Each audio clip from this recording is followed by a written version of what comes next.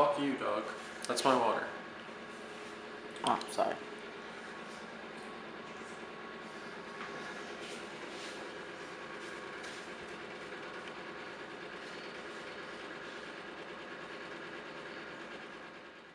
My name is Harry Kassal. I go to Florida International University. I'm 20 years old, and I'm a stand-up comedian. So I'm looking at you. Yeah. Okay, I work at Crown Wine and Spirits. Alright. How long you been working here? It's been about 2 years now. I've been working here since I was 18. My father is the owner of the company, and he hooked me up with the job. How many days do you work here? Like 2 to 3 days a week, because I still go to school, and I do, stand-up and stuff. Alright. Do you do it all day? Yeah, today I worked 2 to 10. I got off early because it's pouring and no one's coming in, so I got to come in the back room and do an interview with you. I'm not getting yelled at. There's like 2 groups of people, like they're together. Yeah. What was the first show? The first show was before the turkey show, 2011, I want to say. Every year at the Hard Rock, they have a turkey show, and the winner wins a turkey. And I did a show like a month before that, and then I did the turkey show, and I won the turkey after doing stand-up for like a month. And I got so big-headed and so cocky, and I was like, I'm gonna fucking win the turkey. Can I curse? I don't know if I can curse. Yeah, yeah, you can curse. I was like, I'm gonna win that fucking turkey every year. And then the next year, I did not win the turkey. So, but yeah, I was a senior in high school when I started doing stand-up. What are you doing when you get off of work? When I get off of work, I'm gonna go write jokes with my friend Alan Medina. Have you worked with him before? Oh, all day, yeah. We're good friends. He's another comedian. The first time I ever did stand-up, he was there, and he walked up to me and he goes, "You were so funny," and he took a picture of me and he put it on his Instagram, and he goes, "Everybody, this is Harry the Jew. He's hilarious." And that was fun. That was nice of him. We're gonna be talking about stand-up and shit, and he's gonna be recording. Alright, this is cool. Okay, so Medina is by far the funniest person I know. Aww. Situationally. I'm the funniest person on stage. Oh yeah, for sure. Like, Harry's a good writer. I'll give him that. I write well.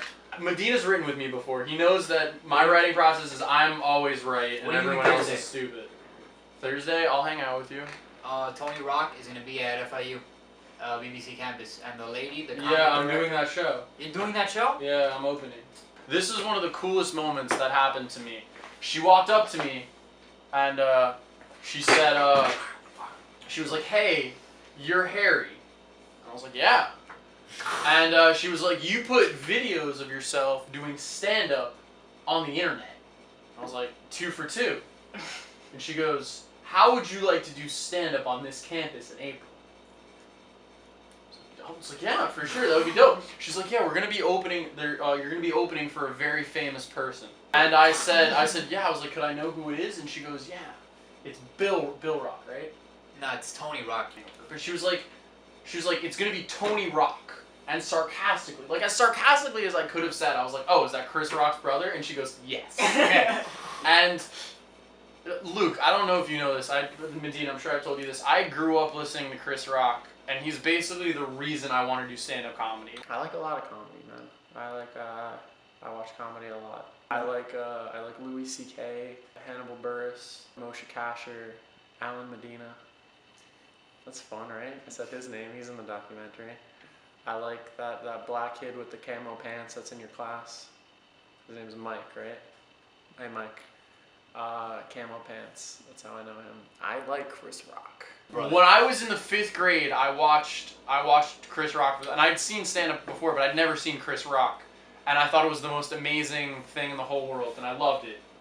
And I was like, I don't have to mature at all. I could just do this.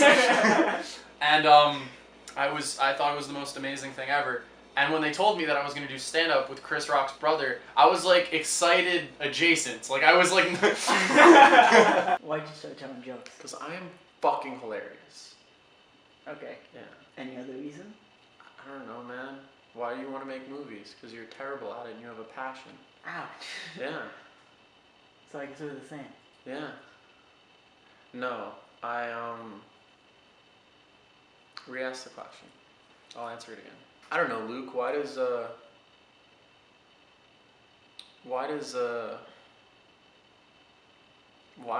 carpenter carpet? Why does the rooster crow? Okay, next question. Do you think people like your type of comedy? Absolutely not.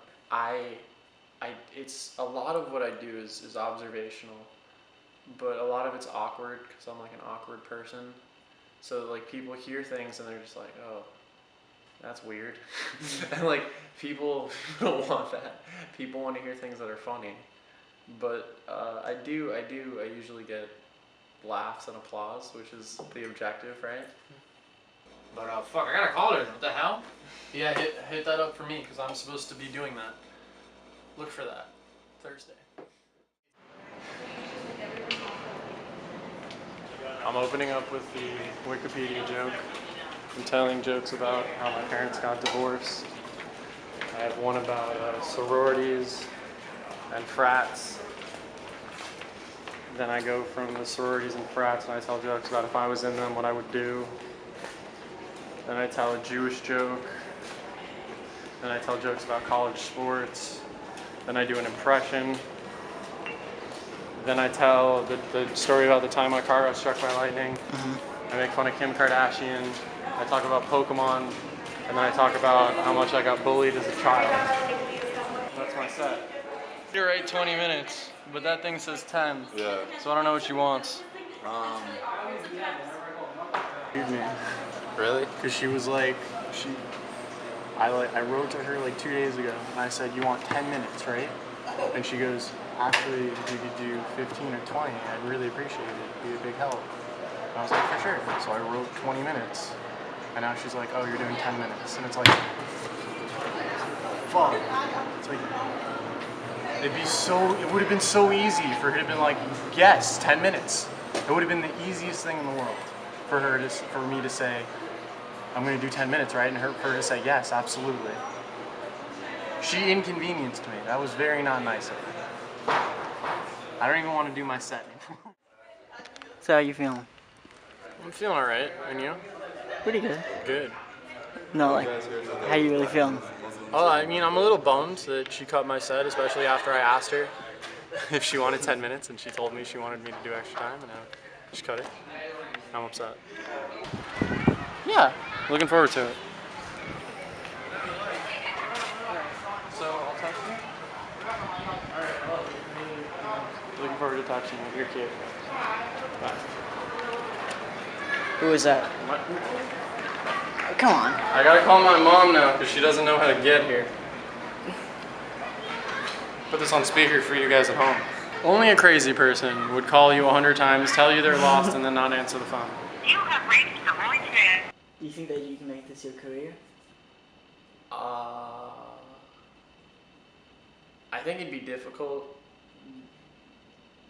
and I think I'd probably have to move to LA or New York. But you know, there's a shot. There's a shot that anything could happen. What would you do if you didn't get it?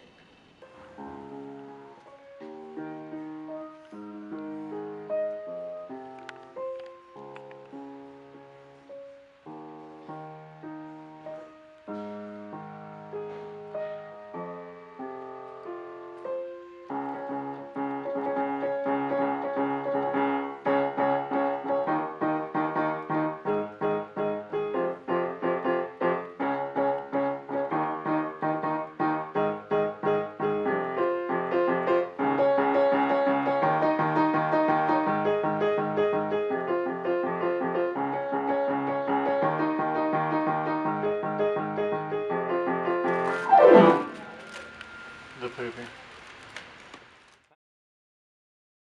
Y'all give it up for Harry Kassal. Another one. I do this one. Cool. Stay down my day, My water. We're good. Thank you. Whatever. I should start off by telling you guys a little bit about myself, right? That'd be appropriate. My name's Harry Kassal. I'm credited. I was writing South Park with Matt and Trey for the past 2 seasons in South Park, which was fun. That gets, yeah, some motherfucking respect. I had a small role in the last seasons of Dexter. I don't know if you're familiar with Dexter, just her. And recently, this is fun, I learned how to edit my own Wikipedia page. So I've been going wild with that.